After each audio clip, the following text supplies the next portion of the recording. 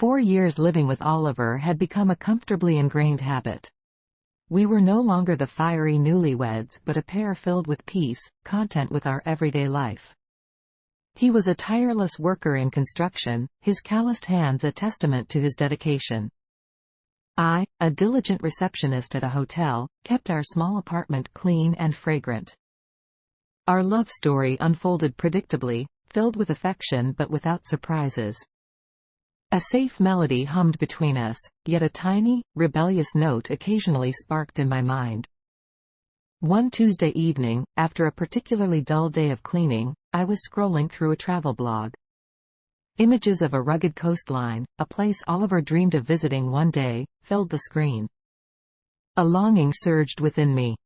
Oliver was all about practicality, saving for a house, buying a car. Was there room for a small adventure in our lives? Then, a notification appeared, a message from Doran. My coworker, newly separated, poured his sorrows into messages to me after work. Tonight, it was a vivid tale of his wife's betrayal. A strange heat flushed my cheeks as I read. Poor Doran, but also, part of it was something else, a sick fascination with such a violation. I typed a reply, both comfortable and curious, and sent it with trembling fingers. As sleep eluded me that night, visions of a passionate encounter, fueled by forbidden desire, danced in my head. It was a stark contrast to the gentle intimacy I shared with Oliver. Shame enveloped me, but the seed of curiosity had been planted. That seed sprouted under the constant heat of Doran's desperate messages.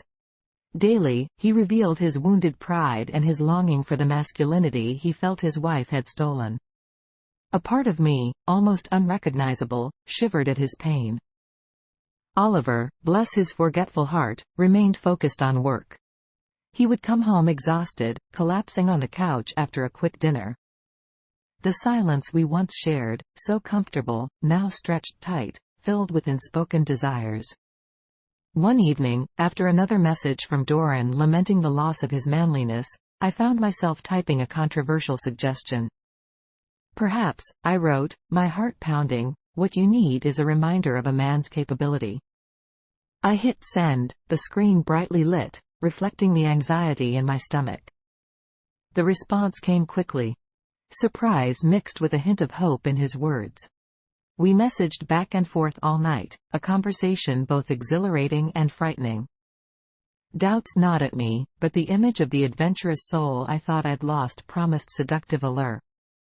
Eventually, Doran proposed a solution, a one-time meeting, just to prove a point, he claimed. The idea of a stolen moment, a secret thrill outside the boundaries of our marriage, enticed me. I concocted a story for Oliver about a night out with Sarah, my friend. Guilt gnawed at me but was overshadowed by rising excitement. The air was tense with anticipation as I waited for Doran at the dimly lit bar he had suggested. Unlike our usual office attire, I wore a dress that hugged my curves, a deliberate choice to stoke the flames. He arrived, looking disheveled but oddly vibrant. The familiar workplace banter felt forced, replaced by a tense awareness. He led me to a secluded booth, the dimness barely concealing the raw emotions in his eyes. We exchanged clumsy small talk, the distance between us narrowing with each passing second. Eventually, he touched my hand, his touch startling me. It wasn't the comfortable warmth of touching Oliver. It was electric, full of unspoken desires. The conversation halted. We moved in a silent dance, hands exploring, lips initially hesitating, then increasingly urgent. Oliver's familiar scent of shaving cream, usually comforting, now twisted into a pang of betrayal.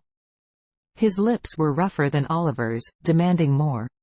His touch, initially desperate, became confident, a stark contrast to Oliver's gentle explorations. Shame battled with a bizarre thrill as I surrendered to this unfamiliar passion. It wasn't love, not even closeness. It was raw, primal, driven by the knowledge of the forbidden. The encounter was brief, driven more by urgency than connection. Afterwards, as he hailed a taxi, there was an awkward disconnection, a silent acknowledgement that this violation didn't form a bond. Walking home, the cool night air couldn't quench the burning guilt consuming my chest. The familiar streets felt alien. I sneaked into the apartment, adrenaline slowly morphing into dreadful fear. What had I done? Stepping into the bedroom, I found Oliver sleeping peacefully, his face a stark contrast to the turmoil inside me. Evidence of my betrayal weighed heavily in my pocket, a keepsake that, if discovered, could destroy what I cherished. The days that followed were a tightrope walk. Memories of that night clung to me like a second skin. Every time Oliver touched me, his usual gentle touch felt like an accusation. I wavered internally, struggling to maintain a normal facade. Oliver, blissfully unaware, seemed happy. He had been promoted at work, his tired demeanor replaced with youthful enthusiasm. He began talking about taking me on a weekend getaway, a modest trip, yet still a surprise. The irony didn't escape me. Guilt ate at me, manifesting in thousands of small ways. Our once tidy apartment became cluttered, dinner became a messy chore. I became hyper-aware of the silence between us, the absence of genuine conversation that used to flow naturally.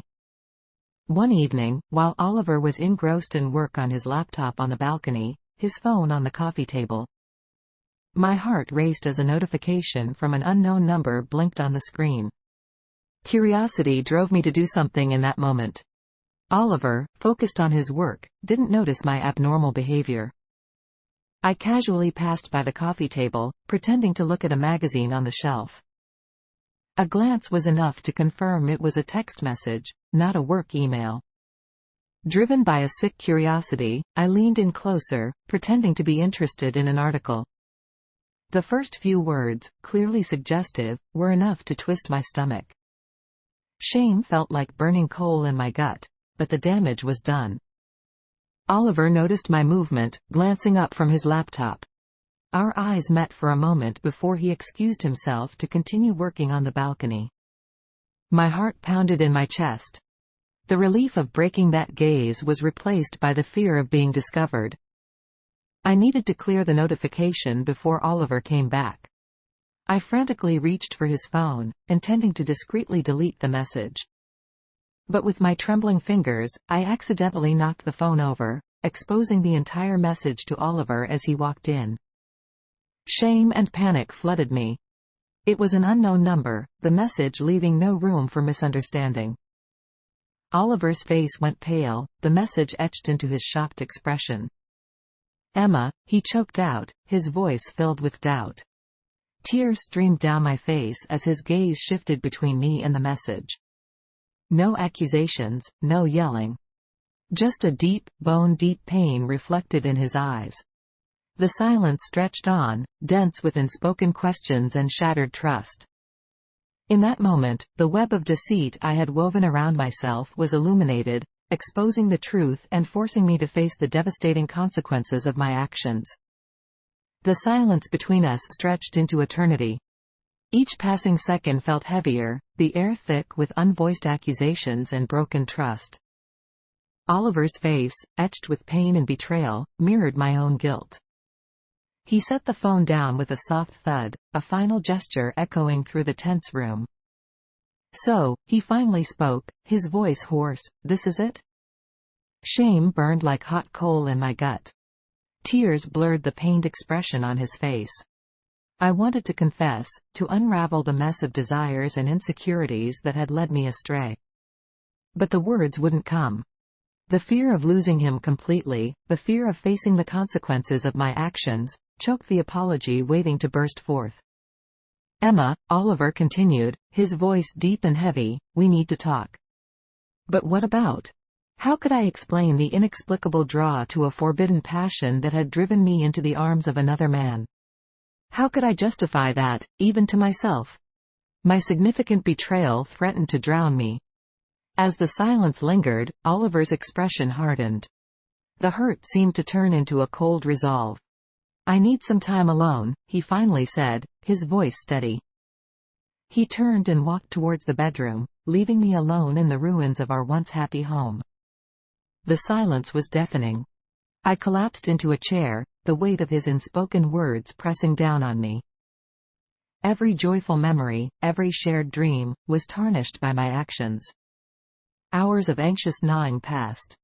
Finally, Oliver emerged from the bedroom with a suitcase in hand. He looked gaunt, his eyes filled with deep sadness. The sight of him preparing to leave was a new wave of pain. "Oliver, wait," I begged, my voice desperate. "We can talk about this. Please." He paused, his gaze lingering on me. It was a look filled with years of love, trust, and now, profound disappointment. "There's nothing left to say, Emma," he said softly, his voice not angry but deeply sad. "I'll be at a hotel.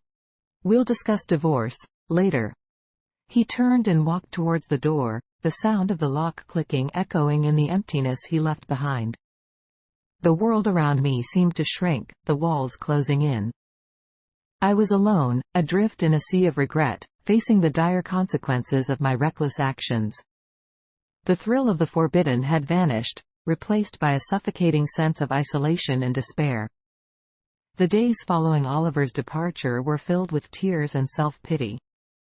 Our once lively apartment now felt like a tomb, echoing his absence.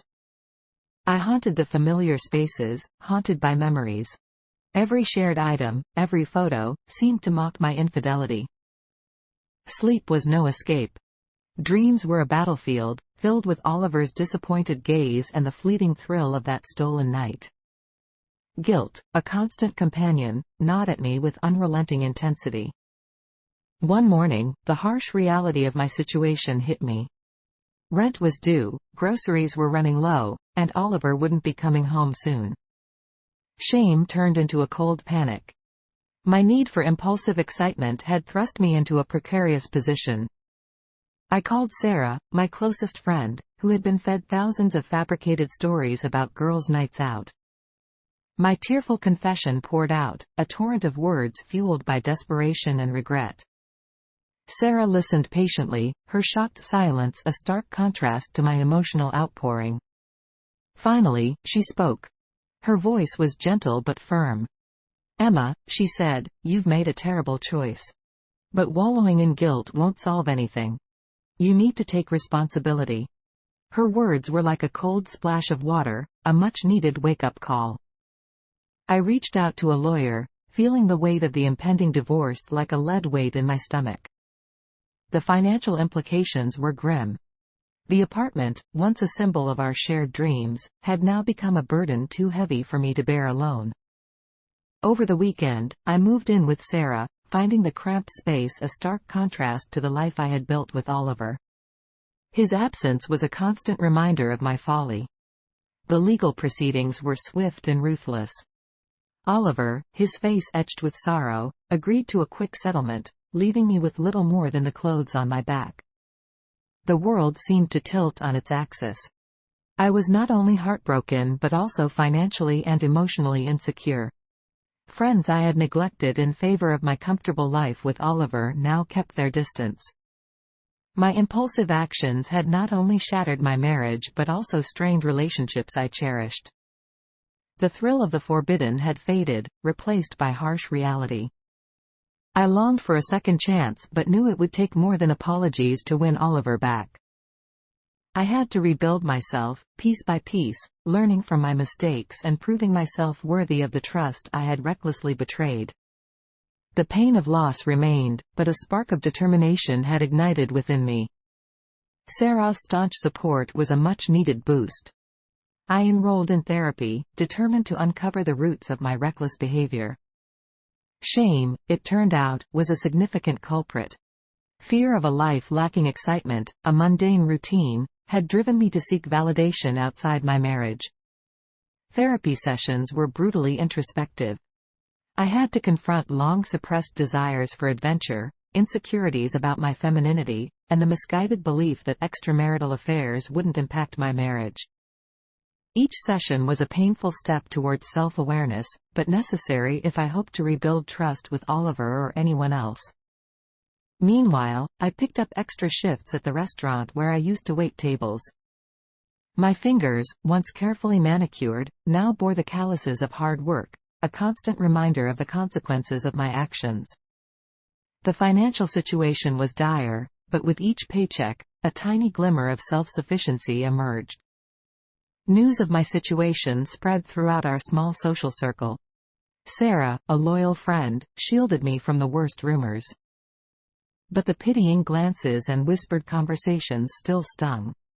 Rebuilding a life seemed not only about reconciling with Oliver but proving my worth to a community I had taken for granted. One evening, after a tiring shift, I bumped into Doran at a bar. The initial shock gave way to a wave of disgust. Seeing him face to face, away from the anonymity of stolen messages, made me realize how shallow our relationship had been. He offered a hollow apology, claiming ignorance of my marital status. His words rang hollow, a clear reminder of my lack of judgment. I cut him off, my voice firm. "Don't try to justify it," I said, my gaze unwavering. We both knew what we were doing. Shame flushed his face as he mumbled an excuse and walked away. The encounter, though uncomfortable, bolstered my resolve. There would be no easy exits, no seeking thrilling sensations outside the boundaries of a committed relationship. The road to redemption was long and arduous. Days melted into weeks filled with therapy sessions, long work hours, and gnawing loneliness. Yet, a new clarity emerged in my actions. I volunteered at a local animal shelter, finding solace in the unconditional love of furry companions. Gradually, I reached out to old friends, apologizing for my negligence and rebuilding bridges. One day, while walking dogs at the shelter, I ran into Mrs. Hernandez, a kindly old lady who lived on the floor below in our old apartment building. Tears welled up as she hugged me. "We all make mistakes, dear," she whispered, her voice choked with emotion. "What matters is learning from them." Her words, brimming with compassion and understanding, were a beacon of hope in a sea of self-doubt. Perhaps, just maybe, there was still a chance for redemption. Months passed, marked by a grueling work schedule, soul-searching therapy sessions, and growing self-awareness. The acute pain of loss turned into a dull ache, a constant reminder of the consequences of my actions. One chilly autumn afternoon, while sorting donations at the animal shelter, my phone vibrated in my pocket. An unknown number. My breath caught in my throat, hope mingling with anxiety. Could it be Oliver? With trembling hands, I answered. A familiar voice, tinged with concern, reached my ear. It was Sarah. "Emma," she began, "there's something I think you should know." My heart pounded. "What is it?" "Oliver, he's been asking about you."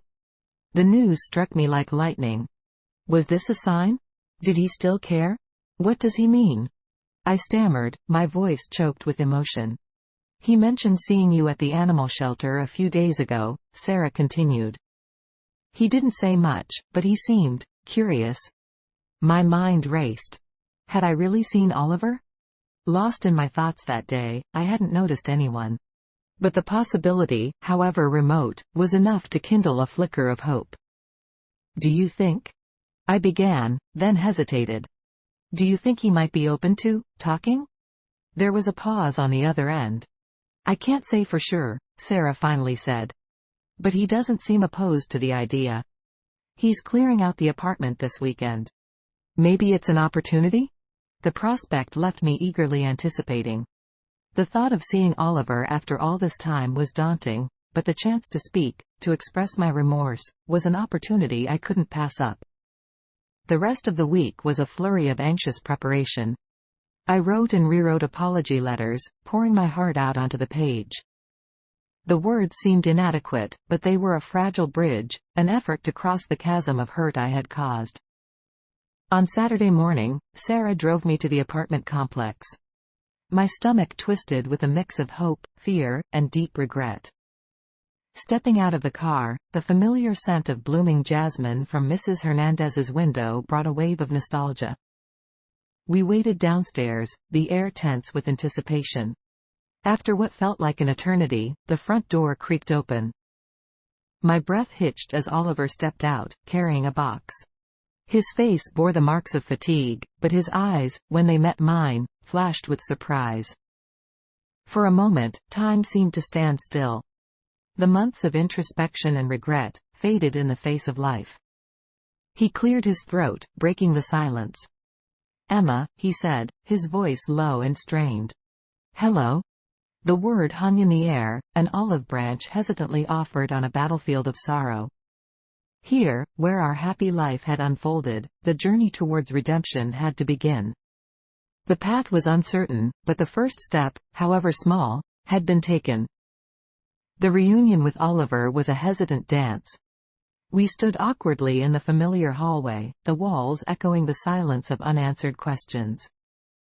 Sarah, sensing our discomfort, offered a gentle smile and excused herself.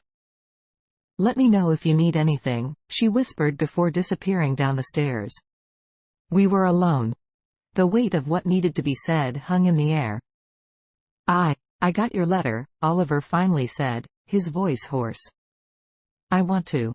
I began, my throat tight with unshed tears. "I want to explain, to apologize." Oliver nodded, his gaze shifting to the cracked pavement beneath our feet. "There's no excuse for what I did," I continued, my voice breaking. "It was selfish and disrespectful, not just to you but to our relationship." Silence stretched between us, filled with the echoes of memories and the sharp pain of betrayal. Finally, Oliver looked into my eyes, his own reflecting pain. "Why, Emma?" he asked, his voice weary more than anything else. The question hung there, a challenge to confront the demons within. Shame burned in my throat, but this time, I wouldn't shy away. I felt trapped," I confessed, my voice trembling. The routine, the stability. It felt suffocating. I craved excitement, something new, and I made a terrible choice. Oliver listened patiently, his expression unreadable. "Therapy helped me understand," I continued, my voice growing stronger. "My insecurities, my fear of a stagnant life, all contributed to it." Silence returned, heavier this time. Tears welled up, threatening to spill. I know nothing can undo what I've done," I choked out, tears finally streaking down my face. "But Oliver, I'm so sorry. I miss you, the life we built together. If there's a chance." My voice trailed off, lost in the storm of emotions. Silence lingered, painfully long. Finally, Oliver spoke, his voice deep and contemplative. "You've changed, Emma," he said, searching my eyes. "Therapy, the struggle. I see it in your eyes." A flicker of hope pierced the despair. "I have changed," I affirmed, wiping away tears. "I'm still learning, but I'm committed to being trustworthy again." Oliver sighed, a deep breath that seemed to carry the weight of the past months. "I don't know, Emma," he admitted, his voice laden with honesty. "Trust is fragile. Rebuilding it takes more than words." My heart was heavy. He was right. Forgiveness wouldn't come easily, if at all. "I understand," I said, my voice steady despite the emotions swirling inside. "But if there's a chance, even a small one, I'd like to try." Oliver's gaze softened, a hint of warmth returning to his eyes that had once been familiar. He looked at the closed door of the apartment, then back at me. "Let's start with something small," he finally said, a faint smile appearing on his lips. "How about a cup of coffee? Not here, but somewhere else." Relief washed over me, warm and welcoming. It wasn't a promise, not yet. But in that hesitant invitation, in that fleeting moment of understanding in his eyes, I saw a glimmer of hope. The journey toward reconciliation would be long and fraught, filled with the scars of my betrayal. But for the first time since that fateful night, I believed it was a journey worth taking. The door to our old life remained closed, but a small window had opened, offering a glimpse of a future where trust could be rebuilt, one conversation, one small step at a time.